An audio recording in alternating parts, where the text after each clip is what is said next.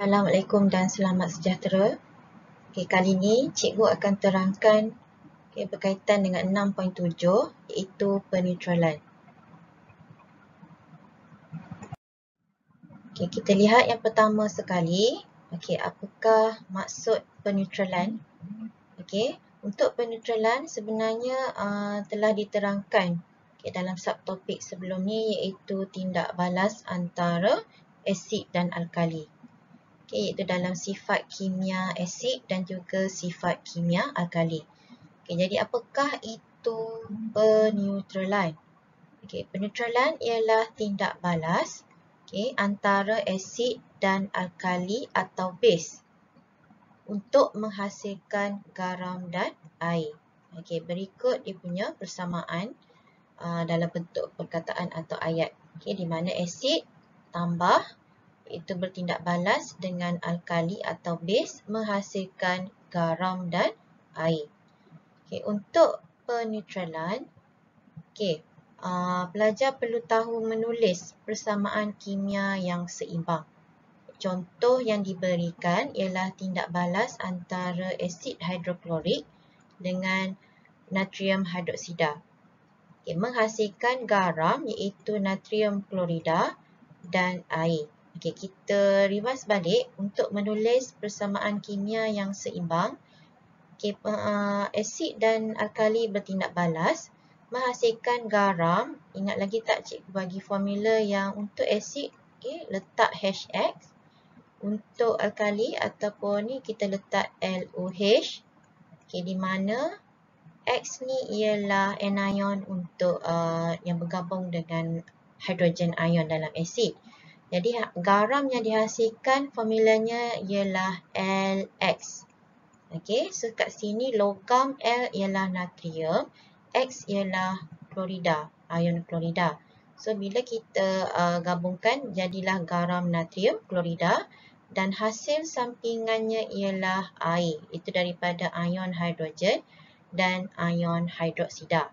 Jadi kalau diminta tulis persamaan ion untuk peneutralan, diambil yang ion hidrogen dengan ion hidroksida, menghasilkan air. Sama juga dengan tindak balas yang kedua, iaitu antara asid nitrik dan magnesium oksida menghasilkan magnesium nitrat, garam iaitu magnesium nitrat dan air. Ini pula ialah dia punya persamaan ion. Dan yang ketiga, tindak balas antara asid sulfurik dan natrium hidroksida menghasilkan garam iaitu natrium sulfat dan air. Di sini untuk persamaan kimia perlu seimbangkan. Kita akan guna persamaan kimia dalam pengiraan nanti. Seterusnya, kita lihat aplikasi peneutralan dalam kehidupan harian. Contoh yang pertama dalam perubatan. Contoh kita ada susu magnesia iaitu bahan dalam tu ialah magnesium hidroksida yang digunakan iaitu yang bersifat alkali. Dia meredakan pesakit gastrik yang ada sakit gastrik, di mana dalam perut seorang pesakit gastrik itu dia akan ada lebihan asid iaitu asid hidroklorik. Bagi meneutralkan asid tersebut, ambil ubat iaitu susu magnesia ataupun Gaviscon dalam iklan TV tu yang botol warna pink. Yang kedua untuk kesihatan rambut, kita ada dalam shampoo rambut ada alkali lemah. Jadi pada rambut kita tu ada asid. So alkali lemah dalam shampoo boleh meneutralkan asid pada rambut. Yang ketiga untuk mulut. Kesihatan mulut, kita cuci gigi pakai ubat gigi. Kenapa? Sebab dalam mulut ada bakteria yang menghasilkan asid laktik. Jadi untuk meneutralkan asid tersebut, ubat gigi yang mengandungi alkali, mengandungi base, digunakan untuk meneutralkan asid tersebut. Dalam bidang pertanian pula, kita ada kapur mati iaitu kalsium hidroksida. Dalam gambar ni boleh nampak petani menabur ataupun nampak serbuk warna putih ni, itu ialah kalsium hidroksida di mana dia bersifat alkali. Okey, base dia boleh merawat tanah yang berasid. Okey, seterusnya kita lihat. Okey, untuk kat sini kita ada gambar serangga. Apa kaitan serangga dengan penetralan? Okey, kat sini saya ada lebah atau bee dalam bahasa Inggeris. Dan kita ada dua ni, ialah kategori dua-dua ni ialah tebuan sebenarnya. Tetapi yang berbeza spesies. Okey, apa beza kedua-duanya ni saya akan tunjukkan nanti. Tapi kedua-duanya ialah tebuan, cuma nama yang berbeza. Okey, lebah. Okey, lebah, jika seorang disengat oleh lebah, okey, bagaimana nak merawat? Kalau kata dalam kecemasan, ambil je bahan yang mana ada. Disebabkan sengatan lebah adalah berasid, kita perlu rawat menggunakan alkali lemah. Okey, boleh guna serbuk penaik. Okey, selain daripada serbuk penaik, boleh guna bahan lain yang alkali, contohnya ubat gigi. Okey, jadi alkali tadi boleh menetralkan sengatan lebah yang berasid. Okey, untuk tebuan pula, kita ada dua tadi, penyengat dan tebuan. Okey, ini beza dia lah dari segi warna dia. Kedua-dua sebenarnya spesies tebuan. Dan sengatan penyengat dan tebuan adalah beralkali. Jadi untuk menetralkannya, perlu rawat pakai asid lemah. Contoh paling dekat ialah cuka. Okey, cuka. Cuka yang bersifat asid lemah boleh menetralkan sengatan penyengat dan sengatan tebuan yang bersifat alkali. So, boleh neutralkan dia. Ini beza antara penyengat dan tebuan. Okey, yang penyengat tadi dalam bahasa Inggeris adalah Hornet. Okey, wasp ialah untuk tebuan dalam bahasa Inggeris. So, apa beza dia? Untuk penyengat, dia punya saiz lebih besar dan boleh lihat dia punya badan dia berbelang hitam dan putih atau kuning cair.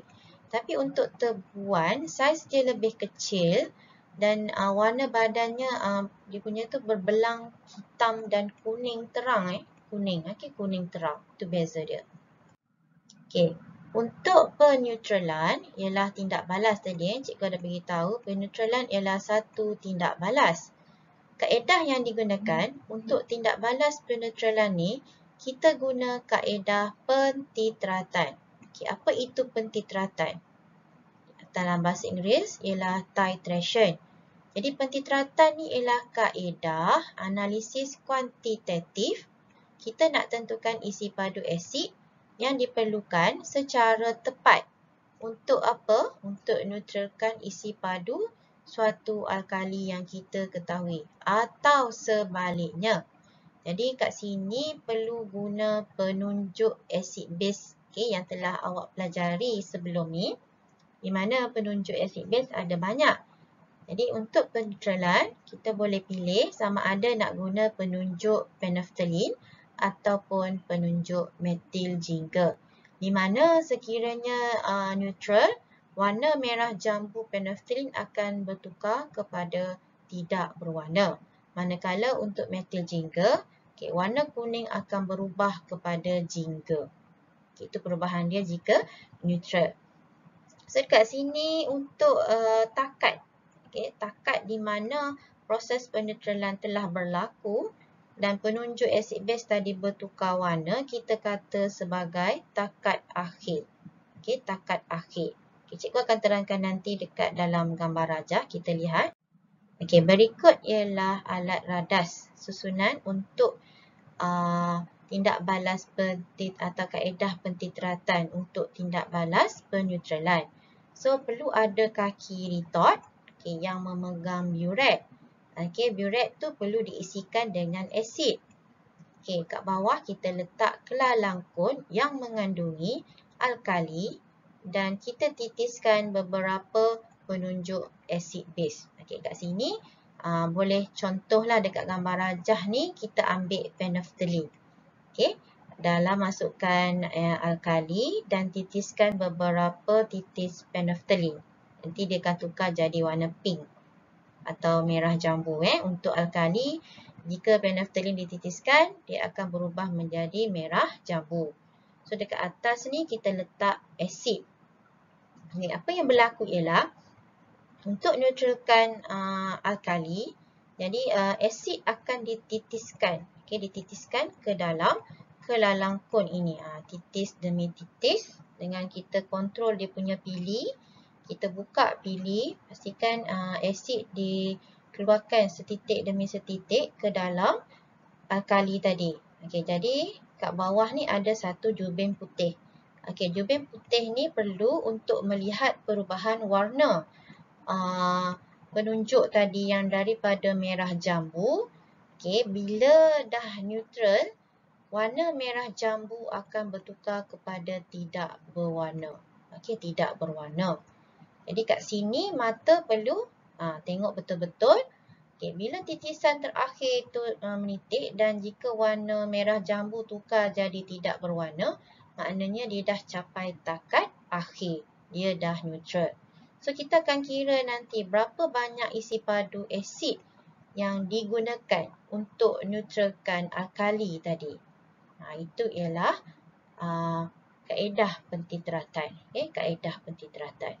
Kita lihat seterusnya yang penunjuk asid base tadi untuk mengesan kehadiran ion hidroksida. Berikut ialah untuk peneutralan ada melibatkan pengiraan. Melibatkan pengiraan. Kita akan lihat step by step bagaimana nak menyelesaikan masalah pengiraan melibatkan tindak balas peneutralan. Dia akan ada langkah dan juga formula. Jadi ada 5 langkah di sini. Apa-apa soalan, yang pertama sekali, langkah pertama ialah tulis persamaan kimia yang seimbang. Yang kedua, cari maklumat daripada soalan yang diberikan. Dekat persamaan tu tuliskan.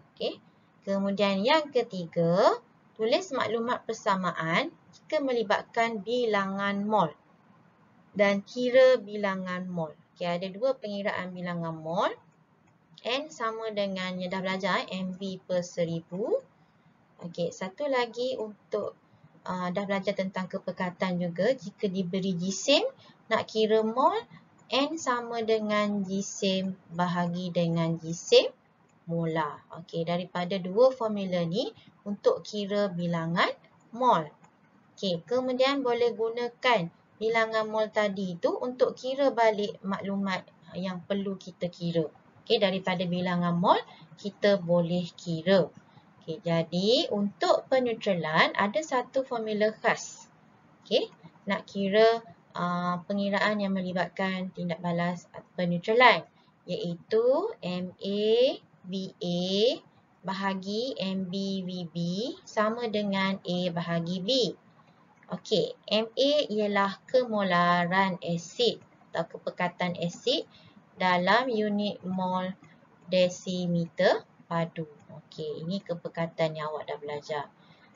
VA ialah isi padu asid yang digunakan untuk neutralkan alkali. MB pula sama juga, iaitu kemolaran alkali, unit ialah mol desimeter padu. VB ialah isi padu alkali yang digunakan. A ni apa? B ni apa? A ialah bilangan mol daripada persamaan yang awak tuliskan. Katalah tadi persamaan ialah asid hidroklorik bertindak balas dengan natrium hidroksida. Asid. Ini asid, ini alkali. So, bila tulis persamaan yang seimbang, awak akan dapat bahan dan hasil. Depan ni kita akan seimbangkan dengan letak nombor kat depan. Katalah awak dah seimbangkan, depan ni tak ada apa-apa nombor. So, maksudnya depan ialah 1. Tapi kita tak tulis. Dan depan NaOH ni pun 1. So, 1 ni ialah bilangan mol untuk asid A. Dan depan NaOH ni, 1 ni merujuk kepada bilangan mol untuk alkali B. So, nilai A dekat sini ialah 1. Nilai B dekat sini ialah 1. Tengok kepada persamaan kimia yang seimbang. Kita akan lihat pengiraan untuk lebih jelas. Kita tunjukkan contoh. Contoh yang pertama, kita lihat. Bila dapat soalan, baca betul-betul soalan. Boleh highlightkan dan tengok maklumat yang diberikan. Okay, yang pertama, okay, natrium hidroksida. Okay, ini ialah alkali. Okay, dan formulanya ialah NaOH. So, cuba tuliskan maklumat. Kita ada kat sini 20 cm padu. Bermaksud ini ialah VB, isi padu alkali.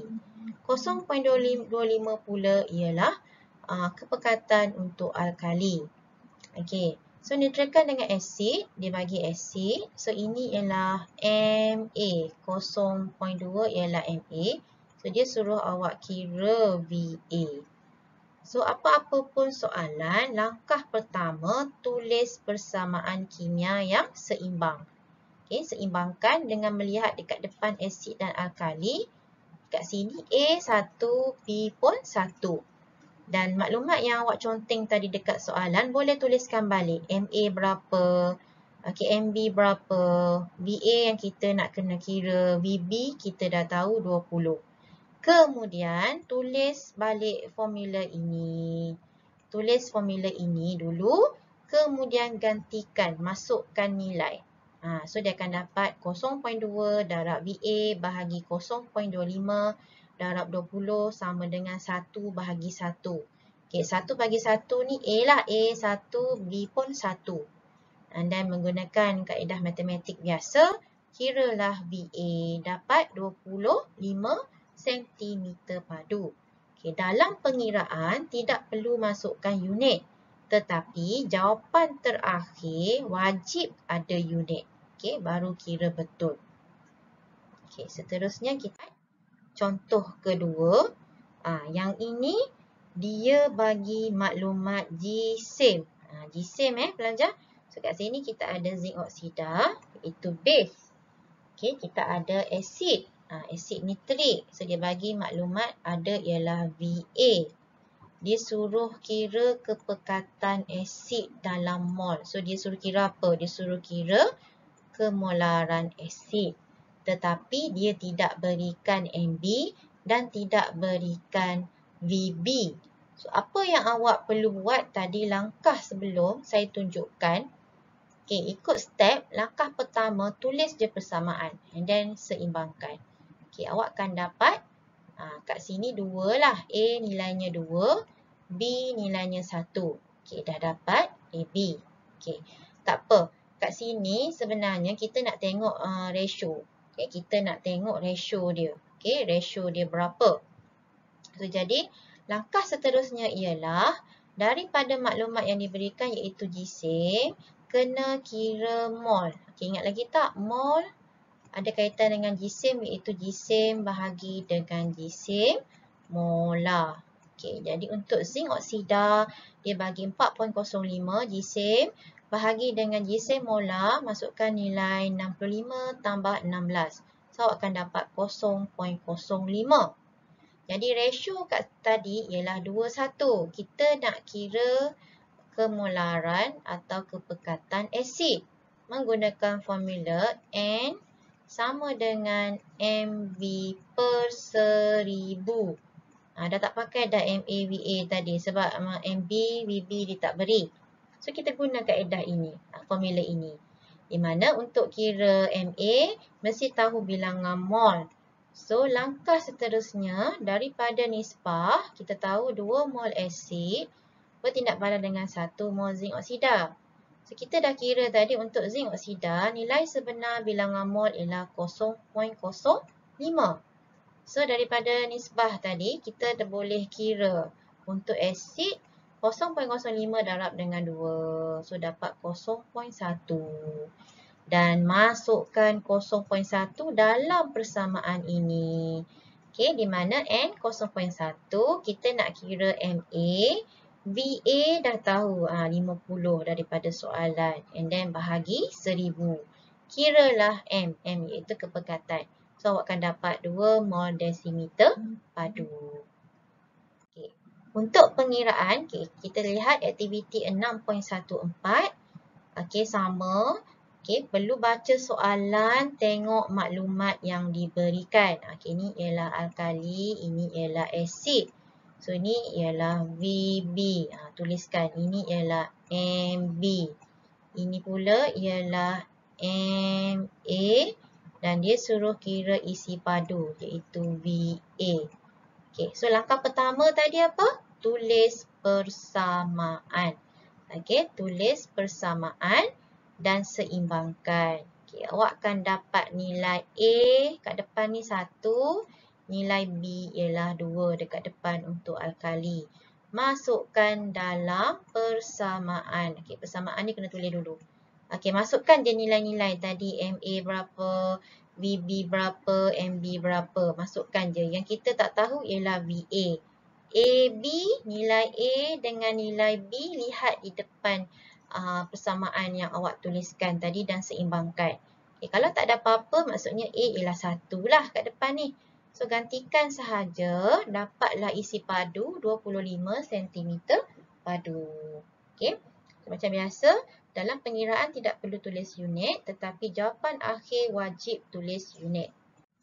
Seterusnya nombor 2, sama juga, tapi kat sini dia dah bagi siap-siap dah. Dia punya persamaan kimia yang seimbang. Okey, tetapi baca soalan betul-betul. Okey, dia suruh awak kira jumlah isi padu larutan. Bila jumlah isi padu larutan bermaksud kita titiskan asid ke dalam alkali, iaitu kena totalkan VA tambah VB. Kena tambahkan. So, maklumat yang diberikan, macam tadi tuliskanlah. Okay, kita tuliskan dulu. Kita kena kira dulu VA, tak tahu iaitu T. Okay, VB dah tahu. VB ialah 25. Inilah VB. Okay, MA tahu 0.125. MB pun tahu. Okay, langkah pertama. Okay, kita tahu persamaan dah ada. Daripada persamaan, awak boleh nampak di sini A 1, B ialah 2. So, gantikan A dengan B kat dalam tu. And then kira VA dulu. Okay, VA tak tahu iaitu T. So, awak akan dapat VA 100 lah. T sama dengan 100 cm padu. So, jumlah isi padu ialah VA tambah VB. So, VB ialah 25 tadi kan? So, tambahkan je awak akan dapat 125 cm padu. Okay, seterusnya nombor 3. Sama juga. Okey, ni tuliskan maklumat. VA, okey, ini ialah MB, ini ialah VB. Okey, dia nak MB. Okey, langkah pertama tulis persamaan dan seimbangkan. So, A 2, B 1. Okey, masukkan. Carilah MA. So, awak akan dapat 0.5 mol desimeter padu. Sama juga dengan soalan nombor 4. Langkah pertama, tulis persamaan kimia yang seimbang. Okey, dekat depan asid tak ada apa-apa, maknanya A1. Depan alkali ada 2, maknanya B2. Okey, masukkan ke dalam persamaan. Kira MB. Okey, so kat sini kemolaran atau kepekatan untuk alkali ialah 0.75 mol desimeter padu. Okey, di sini untuk pengiraan perlu ada kemahiran tulis persamaan kimia yang seimbang. Sebab kalau awak salah daripada awal, jadi yang kat bawah semua ni dia akan carry forward yang salah tadi. So, jawapan pun akan salah. So, penting kat sini untuk awak tulis persamaan kimia yang seimbang. Okay, jadi, cikgu nak semua pelajar buat latihan uji kendiri 6.7 dan hantar ke dalam Google Classroom. Okay, kemudian buat juga latihan modul iaitu soalan latihan 39 hingga 41. Okay, cikgu tamatkan di sini dulu untuk hari ini. Kita akan jumpa lagi pada pelajaran seterusnya. Okay, jumpa lagi.